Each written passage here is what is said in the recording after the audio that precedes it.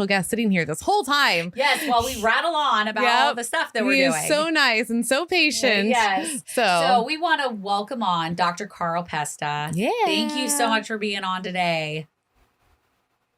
Oh, muted. That's okay. It happens. No worries. All right. There we go. There he is. We got you.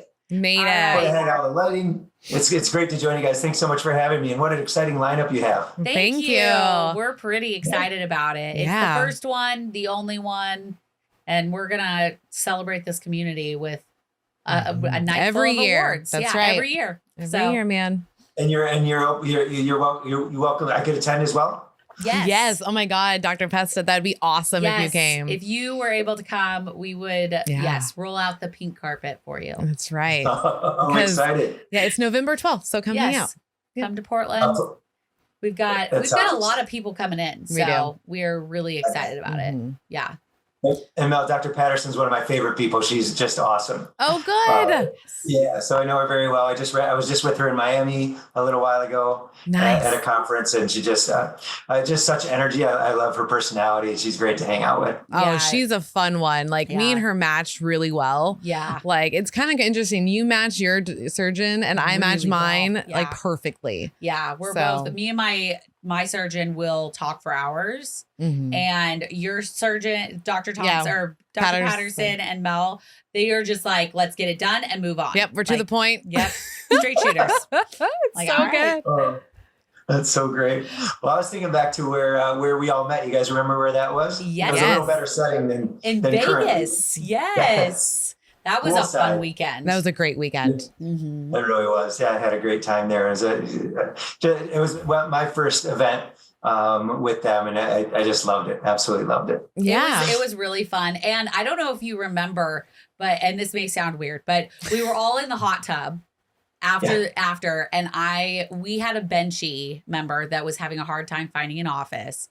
And I had mentioned it, and you said, have her get a hold of me and I will help her. And you did. And she was so grateful for the help. So thank you. My pleasure. My pleasure. Cool I absolutely love what I do, obviously. And that's why I'm so passionate about it and so happy to talk about it anytime. Good. Yes. So let's talk about why you got into this field. How did you get into this field? Well, I did my general surgery training, and I graduated. It's getting longer and longer ago, but I finished my residency in 2001 as a general surgeon. And I started my practice doing general surgery stuff like gallbladders and hernias and appendicitis cases, take care of a little bit of trauma. Okay.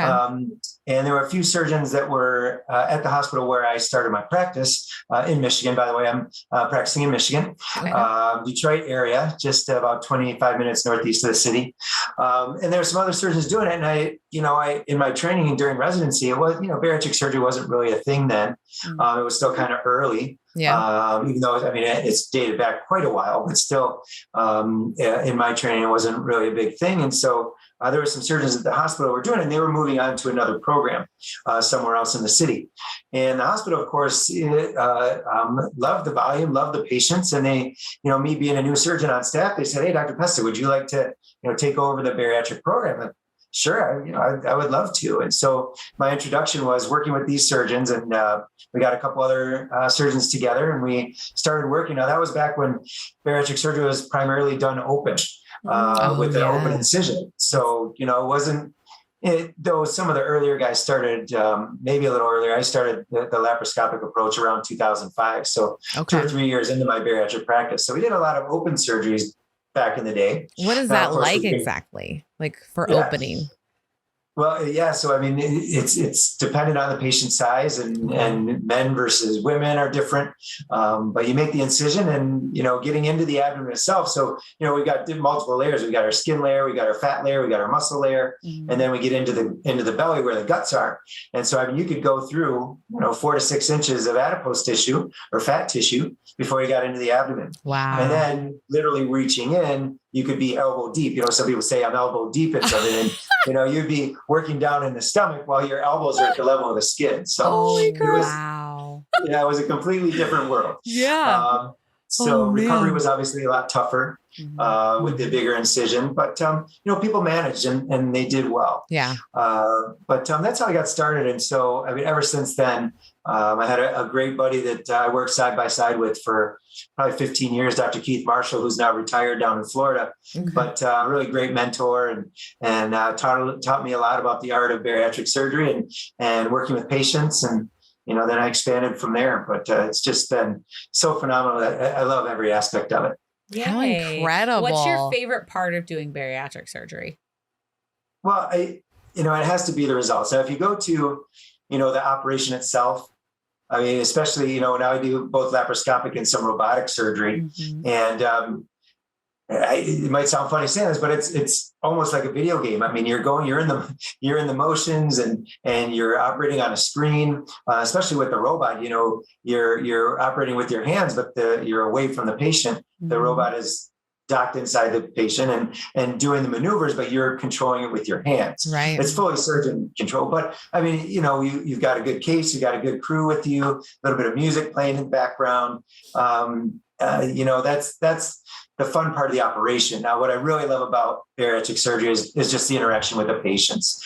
Yeah. I mean, when we go to medical school, they say, why do you want to be a doctor? I said, well, you want to help people. And honestly, when I talk to my other colleagues, whether they fix a hernia or fix a hip or take care of a trauma patient, I mean, to get the results that we get from not only a patient satisfaction standpoint, but a health standpoint, with all the benefits we know what bariatric surgery can do. I mean, it's just so rewarding. I mean, people changing their birthdays to their surgery day, people giving me hugs all over the time at the office. It's just so rewarding. And that's what I absolutely love about it. It's really great. The people. I do want to also comment on the fact that you love music and we actually have heard you sing. Yes. And you are an incredible singer. Yeah. So I want to give you props for that. Well, I always say, I'm a singer, but I do surgery to pay the bills. There you go. I love it. I love it. And then my ultimate retirement will be on a cruise ship where I'll be the ship doctor by day and the lounge act at night. So someday maybe we'll do a OSLP event on a cruise ship somewhere. Oh, that'd be amazing. I say yes. Yeah. I love it. You can come out, get surgery, and while you recover, listen to Dr. Pesta sing. Oh, there you go. I think it's great. And they can have a show with us. Yeah. Good to go, man. You get all of it. So you said that you do laparoscopic and robotic. So what makes you go back and forth? Well, that's a great question. Some people are fully laparoscopic. Some people are fully robotic. Some people do a little bit of both. And I've chosen, for a number of reasons, I do my gastric bypass and sewing procedures robotically. Okay.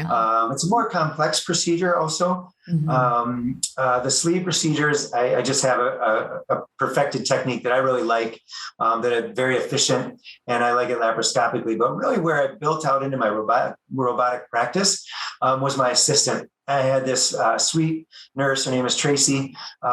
We trained her to be a first assist back in our early days of practice. Okay. And we worked together for 13, 14 years. And a very young girl in her mid 40s suddenly passed away, and I was without an assistant. Whoa. And I loved her dearly. Whenever I think of her, it brings tears to my eyes. But as we were getting into the robotic picture, we were kind of working through the process of, it's basically a new technique from how my laparoscopic gastric bypass was. And we were working into the robot, and suddenly about 6 months into our robotic training, she suddenly passed away. And I was left with residents and medical students who really didn't know how to assist in this complex procedure. Yeah. So with the robot, we have somebody patient side that kind of helps exchange instruments and may help a little bit. But then I was fully able to do the entire procedure essentially by myself. I control the camera, I control the assistant arm, and I control the operating arms. Wow. So from an ergonomic standpoint, you can get very fatigued working laparoscopically. So that helped out, but that was really the motivation that really pushed me over the edge. And so I do, some other robotic procedures. I do some robotic sleeves as well. Okay. Sometimes it's the availability of the machine, but that's really kind of how I separated the two procedures. Okay. And are you doing any of the duodenal switches? We've done a few and select patients. So, but that's another great opportunity to use the robot as well. The sewing it couldn't be, the company's called Intuitive. And I mean, it's really, and it's because you sit down at it, it's just intuitive how you work it. Whether, when you're using your hands, you suddenly turn your wrist, and then all of a sudden on the inside of the machine, the robot is turning the wrist. And so you can imagine placing a suture versus what we call straight stick. You have to kind of do this with the laparoscopic. And so it's an art. With the robot, it just makes it a lot easier. Yeah, and we got to play with it at the ASMBS conference. Yeah, it was fun. We walked in and we're like, we're podcasters. We're not doctors. No. And we're like, can we play with the machine? Like, we just want to see what it's all about. And they're like, yeah, go ahead. So we both sat down and like Mel took control first and then I had control. Well, it was fun because like I could pick up the skin, move it around or whatever. And then I got to control the left hand. Kellie controlled the right hand. And we both like cheersed our stuff and like cheersed it, wrapped it. Yeah, it was really fun. It's really cool seeing those type of things in person. Yeah. Because we talk so much about it, but we had no idea how it actually That thing is worked. Massive. Yeah. Like that is huge machine, guys. Like this robot is crazy looking. Yes. Like it's scary at first because there's lots of points down, but then like once you play with it, it really is like a video game. Like it's almost like you're playing like an arcade game with a stick, because like that's the only I can relate it to. Cause like that, when you move your hand, the thing actually goes and you're like, whoa, this is really cool. We do have a picture of us in front of the machine. Yeah, so we do. We may have to post that here soon. For sure. For sure. The technology, it is amazing. And you obviously experienced, you can see how it is just almost second nature. Yeah. But what we're seeing, especially in our society and otherwise, is obviously technology is affecting everything in our lives. Yeah. And if you have one more safety barrier between you and the patient, that can, and there's so many stopgaps that are built into that machine that you can't operate it if you're looking away. If your arm is off screen, it'll make you look at the arm before you can move it. So there's so many safety features that are built into it. Yeah. And of course, other things with blood flow and we have so many different ways of looking at the anatomy, 4 times the visualization. So, I mean, technology is affecting everything. And I think the robots are really going to have an impact on that as well. I like the measuring too for the, with the gator. We call it the gator. That it can't, like, it picks, like it measures it. So what we've learned through Dr. Dovak and everybody is that like you have different sizes of the staples, right? And then with the robot, it actually adjusts the staples as you're going.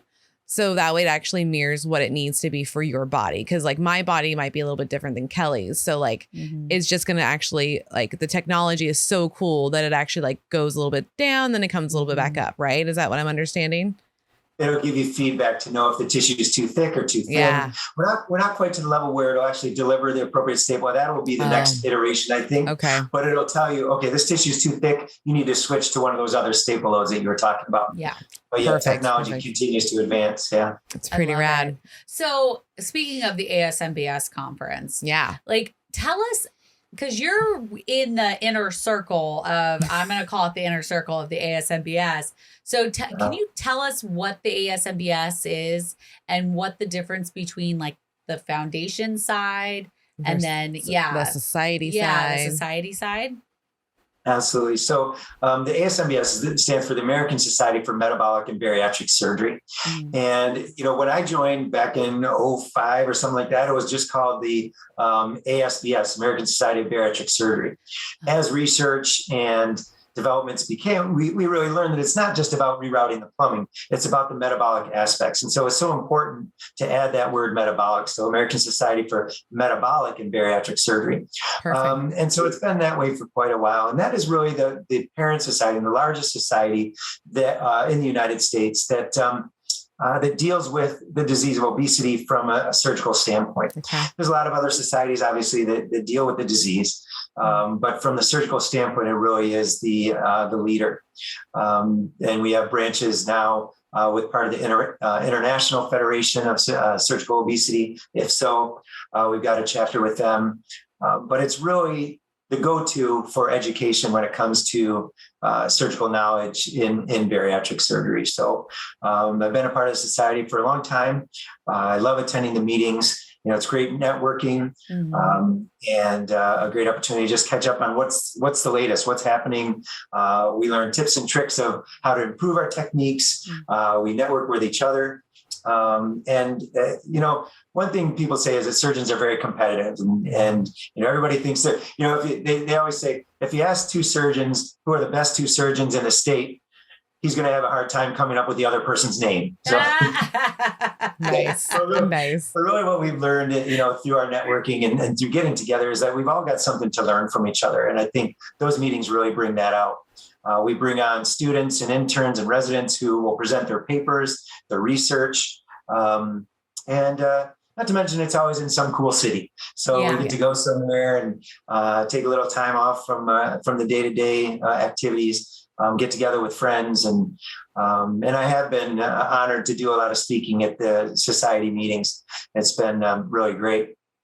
So that's what I love about that. And then in relation to the foundation, now the foundation, which I'm president of this year, I'm very fortunate to be the president of the foundation. And that came through some mentorship, through some really close friends, Dr. Marina Kurian, who is going to be our incoming society president, Dr. Rami Lutfi, from Chicago, and some others who, we changed the idea of what the foundation was doing. The foundation, at its basis, raises funds to pay for research in the field of metabolic and bariatric surgery. So a number of fundraisers throughout the year. And then what we do is we distribute grants to our surgeons throughout the country who are looking to do a research project. For instance, last year, we provided a grant to a surgeon who was looking at functional MRI. So we all know what an MRI is, but if you look at a functional MRI, it will then map, let's say, the pleasure center of the brain and how when you're eating, the pleasure center lights up. That functional MRI can give you that information.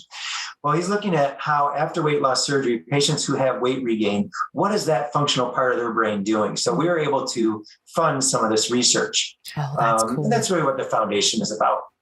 Is raising money to fund research. I love it. Yeah. I love it. I love what that doctor's trying to figure out too, because that's super interesting. Because there are certain things that light up, obviously, when you do certain things. And so it's like good to figure out is this A, B, and C triggering me, causing lights up in here, and then I eat. That would be really cool to figure out. Yeah. I know that I recently heard about a medication that you can take where I think it's called Mounjaro. Something like that. Oh, he's nodding. Yeah. Okay. I got it right. So it actually as you take it, it increases not only does it decrease your hunger and it keeps you from overeating, because it's also increasing your satiation. Satiation. The satisfaction part of it. Because, when you're for me being a food addict, when I'm eating, I may realize I'm full, but that desire to still keep eating is still there. And it's supposed to stop you from suppress. Yeah. That'd be cool. I thought it was really cool because I didn't even know that was available. Something like that. So. And we are seeing so much, medications obviously are still at the infancy phase, but we're seeing more and more improvements. So, combining medications with surgery, improving outcomes that way. So, there's just so much research to be done from that to surgical techniques to how the gut interacts after weight loss surgery. And so, there's a lot of things changing in the foundation right now, and we're at a super exciting time to be a part of that. It's our 25th anniversary. We're completing our 25th anniversary of the foundation. We're going through a rebranding process, looking at, how can we impact more people? Because let's say you think about heart disease. What group comes to mind? The American Heart Association. Yes. If you think of cancer, we think of the American Cancer Society. And so really with the ASMBS, that's exactly what it is. It is that go-to society when you think of what are the treatments for obesity, especially in the surgical realm. And then, the foundation, we're continuing to broaden our focus from not only to just research, but, for treatments, for research, for education. And our big goal is to end obesity, just like the American Cancer Society, that their goal is to end cancer. I mean, our goal, it's a lofty goal, but, with the right amount of funding and sponsorship and research, we could potentially put an end to this disease. Which would be incredible. Yeah, because I think as long as we all just work together to get that done, because we need more people that are talking about it. The awareness needs to be way, way higher than it is right now. Because some people don't even realize that obesity is a disease. They just literally think we're lazy and that's why we're obese. Yeah, and that's not necessarily true. I mean, some people are lazy, and but the majority of people, there's something else going on. Right. It's not just cut and dry of all you do is lay there and eat. Because lots of us want to have a life, and this is what's keeping us from having a life. And we've known people that have worked out harder and longer periods than the smaller people and still lose nothing.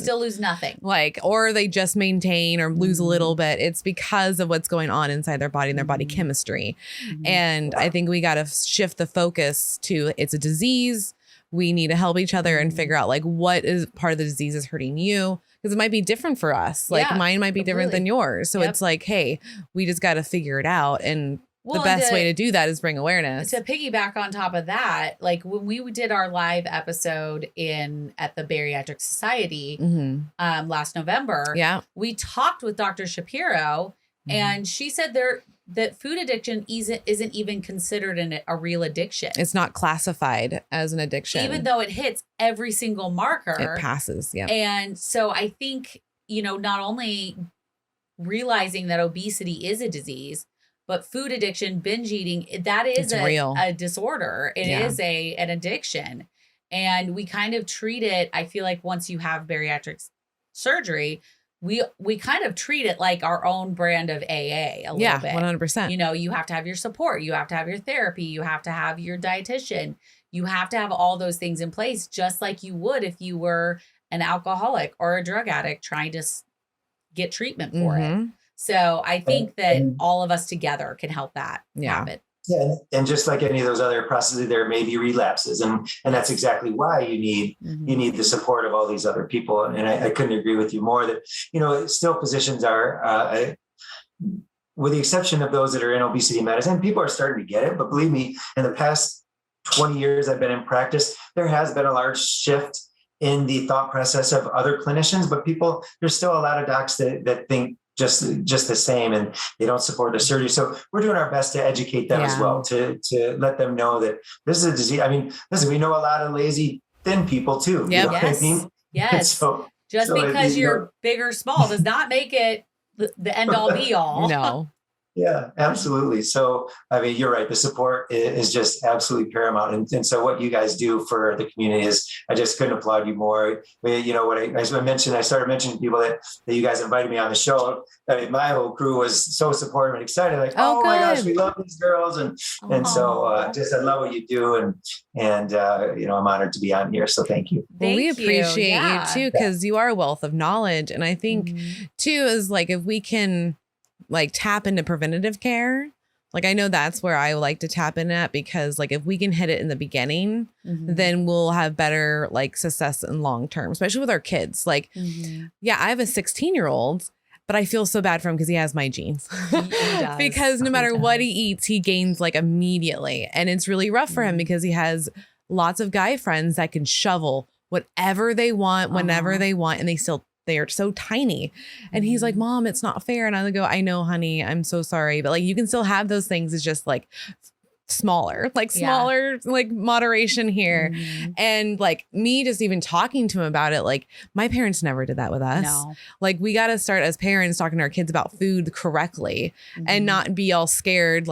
We don't need to say bad or good. We just say this isn't healthy. This doesn't help us in our day. Because I noticed that seems to click with Dylan more when I give him the why, right? The whys are so much better. Them to look it up, because I've done that with my boyfriend's daughter, Bianca. She'll go so we have Dutch Brothers here, which is a coffee place. And I like them because they have a lot of sugar-free options.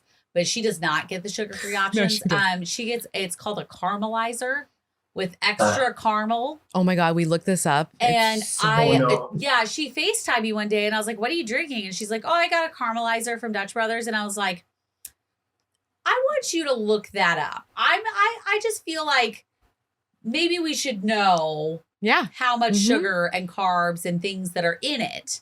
And maybe that would make, like, in my thought, I was like, well, maybe that'll make her make a better decision. Right. And she looked it up and it was like, it's insane. It was insane. It blew our minds. Like, we knew it was bad because it was like 2 to 3 days worth of sugar and carbs. It was in one drink because she's got to get the largest. Yeah. And the next time she went, she actually was like, I got a caramelizer, but I got it in small this time. I was like, that's better. So I was like, okay, all right, baby steps. Yeah. Baby steps. We're making it happen a little bit at a time. And there you go. So information works. That conversation, not only with our kids, but with other people. Yeah. And if people know me at all from the years that we've been on this podcast, is that I will talk to anybody about it. I don't care. It could be the grocery store attendant, the gas attendant, crocodile. It doesn't matter. Like, I'll talk to it. And I just openly talk about it, and I'll see people's faces when I say, like, oh, I have a weight loss surgery podcast, and they'll be like, yeah. And then I'm like, I had weight loss surgery and I lost, like, and I start like saying all the benefits of it. And I'll be like, I'm 3 years out. My co-host is 7 years out. We've kept off a good chunk of the weight. And they're like, oh, really? And it's like, that's actually like, it's happening. Like, people are really rocking it if you just like open your minds a little bit to the possibility of it. Yes. I hear my patients say that a lot. They mention they had bariatric surgery, and then of course everybody opens up. And maybe even the person they're talking to is like, oh my gosh, I did too, or my mom did, or my sister did, or my brother did. But just touching on the other thing you mentioned, adolescent obesity is obviously a big problem in the United States and really any developed countries. So, we're making efforts to reach out, just like you're talking about, because it does start there. And just the knowledge of reading labels. You probably had a pre-surgical class where they talk about reading labels, because some people just don't learn that. Yeah. And it's important. And these kids, of course, teenage brains are still developing. Yep. They're trying everything else, and they just don't think that you can live on forever and you got nothing to worry about. And so that's absolutely important that we start to share that message with our children. And you guys, like you said, you have other people that are around you, and that's another thing I hear my patients say is that my husband's eating better now since my surgery. So are my children. So our patients are just inspirations to so many other people, opening their eyes to the benefits, and not only that, but just to kind of live a healthier life. Yeah. Is really great. To the part about the opening up, what's funny is I was in Disney and I decided my flight didn't leave until 8 p.m. So I'm like, I'm going to Disney Springs. So I take the boat from the resort over to Disney Springs, and there's these two ladies with two adorable little girls behind me. And I started talking to them, like, because I was talking to the little girl, because it had been obvious that she was at the Bibbidi Bobbidi Boutique. Like, she saw the hair going on and everything. So cute. And so I'm like, what princess did you pick? And I'm like, just talking to her. And the grandma starts talking. We start just randomly chatting. And she's like, so when are you leaving? And I was like, oh, I fly out tonight. I was just here for a few days. There was an event that I was attending. And she's like, oh, what event? And so I told her, it was a bariatric meetup. I run a bariatric podcast. And she looks at me and she's all, I just had surgery. And I was like, okay, here's my information. Like, let me know if you have any questions. Cause she was still like really newly post-op. Yeah. And so it was really fun, because if I hadn't opened up about my story, she wouldn't have felt comfortable opening up about hers. Right. And it kind of trickles down, because they're like, oh, well, this random chick on a boat decided to talk to me about it. So why not, like, I'll talk to this person next, or, it just opens up the conversation to more of the community, the whole world. Yep. And not just our little slice of heaven here. I know. It's so much easier once you start talking. I know that personally, because I was so ashamed. She didn't tell anybody. I didn't tell anybody. Just my family that knew, and a couple friends. Like, if you didn't talk to me on a daily basis, you had no idea. Yeah. So like I was very embarrassed about it. I was like very frustrated that this is what I said to myself. I let myself get so big that I would need a surgery to help me. And I was upset about that. And I got to over 300 pounds and I just could not believe it because I was just like shell shocked when I saw the scale and I was like, that's not really me. It can't be, but like I'm a numbers girl. That totally is my number. Yeah. So when we started the podcast, I actually remember turning to Mel and I was like, so you know that people are now going to know you had surgery, right? Like, yes, this is kind of a thing. And she's like, yes, I'm ready. And I'm like, ready. Okay, I just want to warn you because people are going to know now. Yeah. So what was it that, you decided to finally open up that you said, okay, I'm comfortable with this? Was it Kellie? Or, I think it's Kellie. What I'm asking for is what advice we can give our patients. Obviously, it has to be a mental decision, but yes, I needed someone that actually has gone through it to understand what I was going through and what I went through, and I needed that camaraderie. And because I never had anybody around me that was like that. I felt like, okay, I can just be a normal person under the radar. Basically, like I'm a bariatric patient, but no one really knows. Yeah. And I can kind of hide here. But because now I'm like fully immersed in the community, I'm like, yeah, this is what I do. Like we're good to go. Yep. But it took another person. Yeah. And that's why I am all about like, that's why we have the support group. Cause I'm like, I didn't have support for the first 3 years. So it's like, come hang out with us. I'll support you all day long. That's why we do feel like we're like sponsors for people because people will message us in the middle of the night and we'll message them and they're just like, oh my God, you're real and you will help me. And I'm like, we will find you whatever you need. We have resources. And if we can't find it, we'll find someone else that can. Like, we've made some great friends within this group that can help. I mean, you helped our Benchie, and I'd never met you before. So it was really nice that, you can literally go to anybody and be like, hey, I've got this person, they're having major issues. Like, what can we do to support them? Because I think that's the hardest thing, especially with insurance. Yeah. Because this takes a lot of support and some insurances like don't cover therapy after bariatric surgery.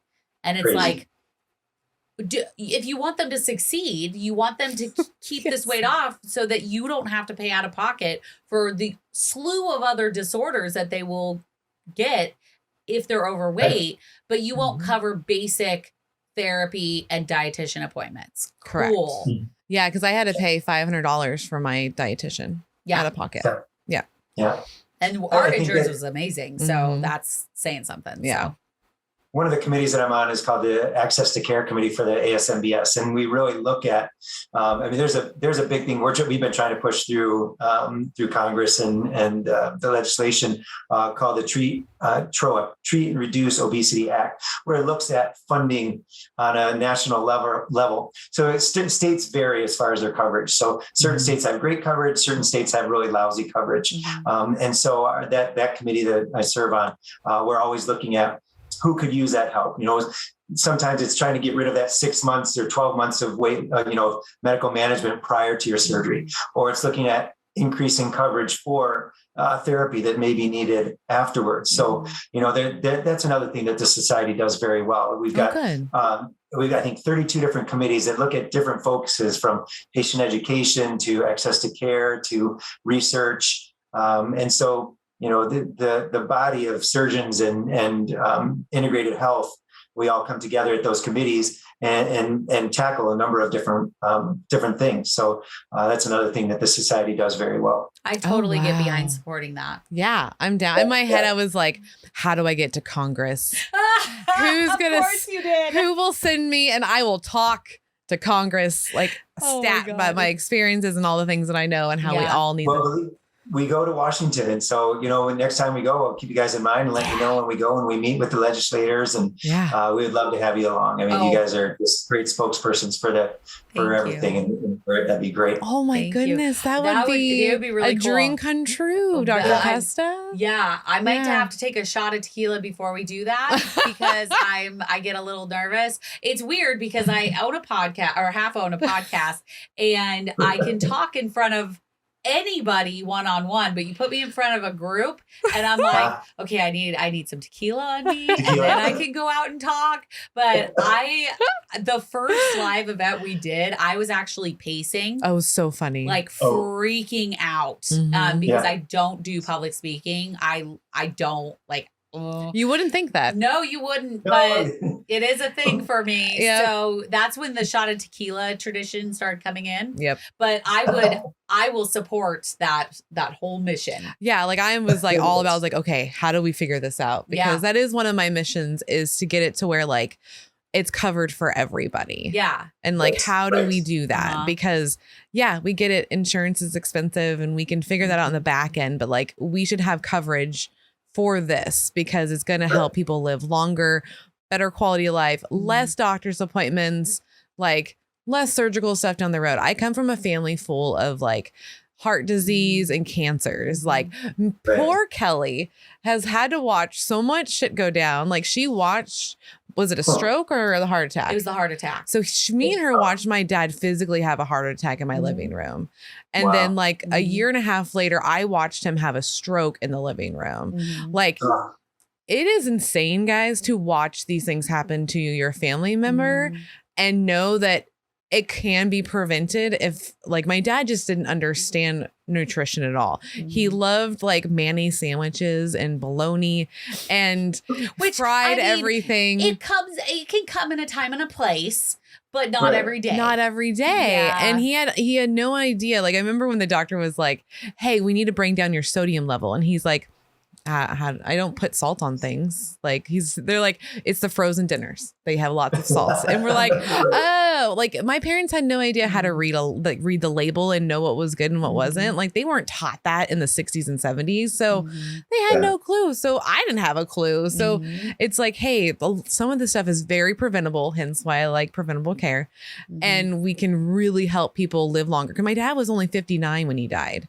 So it's like, bro, he had a heart attack, stroke, and then liver cancer. You just call your dad bro. I did. Yeah. And then 3 years later, died from liver cancer, which is also preventable. It's 99% preventable. So it's just so frustrating when we can take care of it. If we just took care of our bodies, just maybe even 10% more every freaking day. Yeah. It would go a long way. Not to mention, like, insurances don't like to cover it.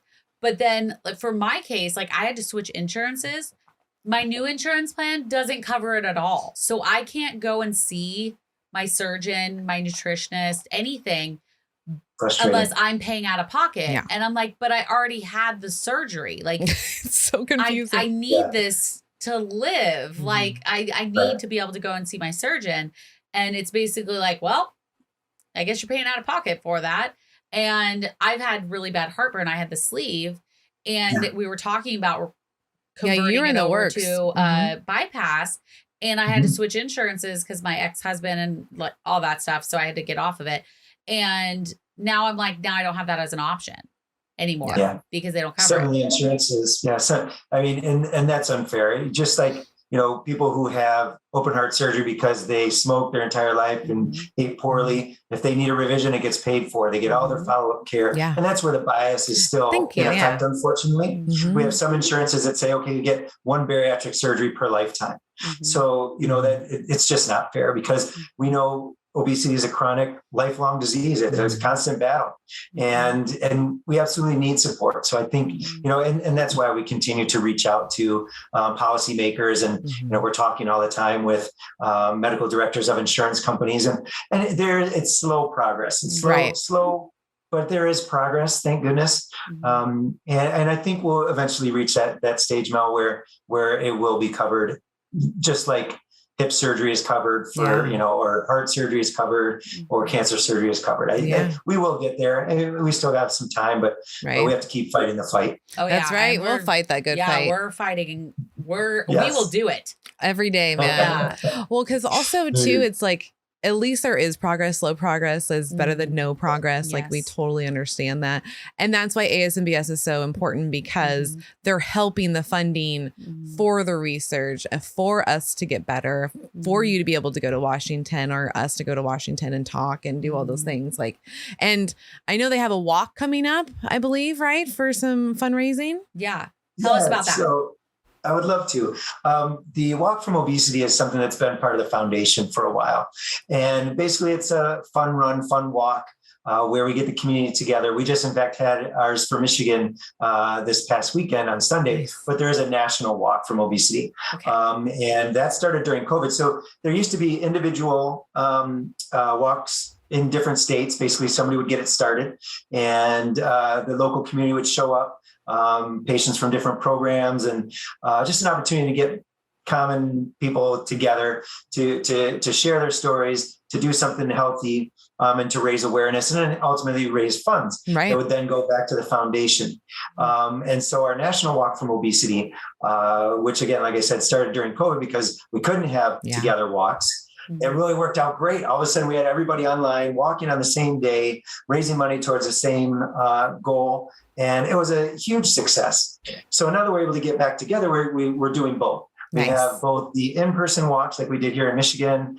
There's just one recently, I believe, in Connecticut. There's some coming up in California, but we're going to do the national walk together. And then you can get information from that on www.asmbsfoundation.org. And it starts to talk about especially what the foundation does. There's a nice video clip of, somebody talking about how bariatric surgery impacted their life and why they're donating. And so these walks are just a lot of fun. The national all together walk will be virtual. But I don't know if you guys know, but I do, live broadcasts every Sunday at 10 a.m. for my patients or whoever wants to tune in on Facebook. But, we recorded part of our walk there. It's an opportunity to just come together and for a great cause, and that's raising money for treatment, research, and education on the surgical cure for obesity. Awesome. Well, what's cool about that is all of the information is going to be linked below. I was just going to say the same thing. And we're going to do the walk. We are going to do the walk. We have it on our calendar. Yeah. And what's funny is when we first started our podcast, I think it was less than a year. I know that. We actually did a virtual walk. Yeah. And we actually recorded the whole thing, and which I don't even know what happened to that footage, but anyways, we recorded the whole thing, and we were just we went live and we just walked around our local park, and it was really cool to be able to give something to where we were saying let's walk. Yeah. Let's do this. Let's support this. And I think it was the ASMBS. Yeah, because it was the ASMBS first when we did the walk at the waterfront, and then the second one was actually for WLSFA. We were raising funds for them. Yes. So then this year we'll be back to ASMBS, and we're gonna do the virtual walk. So we're gonna have people join us. We're actually gonna try to have people join us locally. So we'll have Tanya on that, and I know she'll come and walk with us, and Katie. Yeah, Tanya's our admin, and she's incredible. She's awesome. all over everything. Yeah, so we're like, okay, we want to do this. And she's like, I'm on it. So yeah. So we'll get all of our people together here and go virtual. We have quite a few benchies that are local. Yeah, I know. It's so exciting. Yeah, we're really excited about that. So yeah, we'll be joining you, which is awesome. Yeah. That's good. Tune into the lives and all of that. Got to raise that money, man. Yeah. We need to make this. Wasn't that San Diego? Waterfront. That was San Diego, wasn't it? I think we did that. Is that which one you were talking about, waterfront or different? We did it just by ourselves. Yeah, it was our waterfront locally. Okay. Yeah, but we have a waterfront in our Salem, Oregon, little tiny town. So, and it was cold. It was. I remember it being very, very cold, and it was foggy that day. Yep. So, but we were like, nope, we're doing this. We're gonna. I think it was a 3K. Or it was 5K. We did a 3K. 3K. Yeah. So just a little jaunt around. And, Is it supposed to be a 5K? It usually is a 5K, but really it's just getting out there, strapping the shoes on, just, putting the shoes on. And just like you said, hey, we're doing it. It elevates it in your brain to an event. Of course, we walk every day, but when you put a label on it and you're celebrating something and doing something, we did that one at WLSFA in Las Vegas when we were together. Yes. And there are a few people who, I've never done a 5K in my life, and that was their very first time. I mean, how exciting for people to, say they focus on this. It's like couch to 5K, whatever it is. It's just, it's an event that people can focus on and say, this is my day. This is for me. And I'm going to do it. And then the ultimate benefit for the Walk from Obesity is that you're raising awareness and you're raising money to give back to the community itself. Right. Exciting. And then you feel good after you get done with your walk. Yeah. Absolutely. So, yeah. Awesome. Well, Dr. Pesta, is there anything else you'd like to tell our audience before we let you go? No, it's just been absolutely wonderful to, first of all, meet you guys. Like I said, I love what you do. And with the, our goal, as I mentioned earlier, when you look at other foundations, is to reach out. Traditionally, it's been funded by, the physicians and surgeons that are involved with it. But as we expand our reach, we hope that we can encompass patients, industry partners. They're always great with us. But we really want to reach out so that we can reach that level of funding like some of these other major organizations, because, we provide two $25,000 grants a year right now. But imagine if we had millions of dollars to give towards research, how we can then really impact the disease of obesity. So I just encourage everybody to check out our foundation website. You said you're going to link it there. And I just look forward to seeing you guys at your event and along everybody's journey. And I want to just say hi and congratulations to all your listeners and viewers. I'm just so proud of all that you do. And we love what we do because of how great you guys are. So thank you. Oh, well, thank you. Awesome. I love it. We love being in this community too. It's just, there's nothing like it. And it's just, when you find that passion project that can be like a full-time job and you love doing it every single day because it is like a passionate job, that's what we get to do.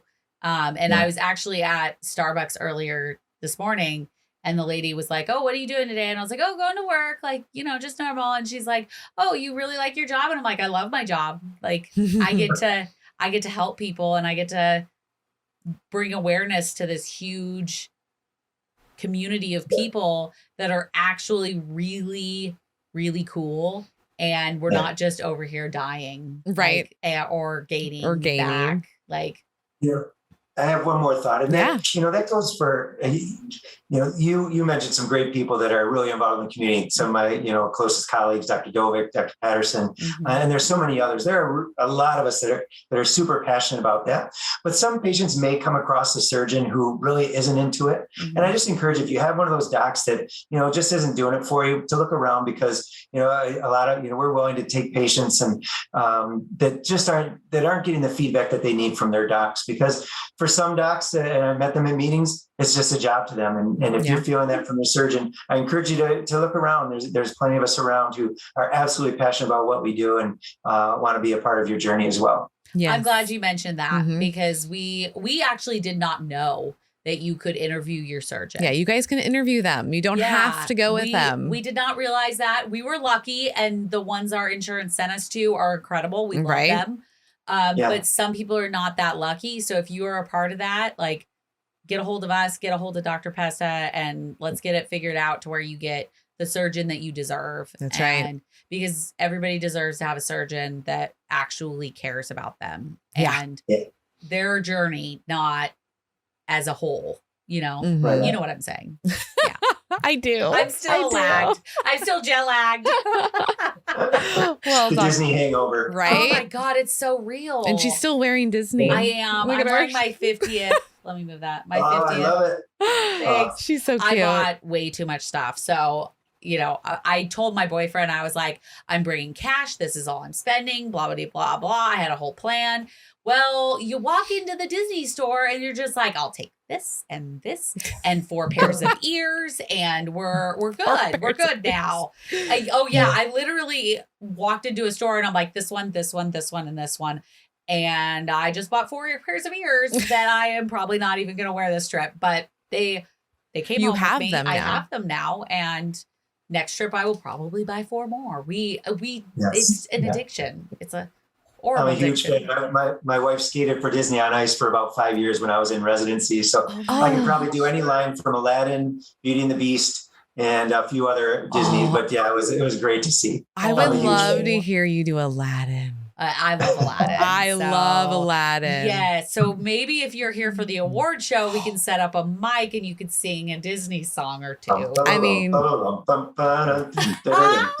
I have control of all the mics, so we can do that. Let's do it. All right. I'm starting to think that maybe we should do a ASMBS walk in Disney because Look at her. I literally the first day we were there, we did 2 parks, 16-hour day, 23,000 steps. The next day was supposed to be our chill day, and we did 13,000. And then the last day was 25,000. The last day was more than the first. Yeah. That's crazy. And then I did Disney Springs on the day that I was supposed to just like mosey through Disney Springs, and that ended up being 10,000 steps. So there you go. I feel like Disney would be the perfect place to do a walk. Easy to get those steps in, man. Yes. Amazing. Okay. All righty. Well, thank you, Dr. Pesta. Thank you so much. We love really you. appreciate you being on. Yes. All My right. pleasure. We love you guys, and we will see you Next time. Bye. Bye, everybody. Thank you.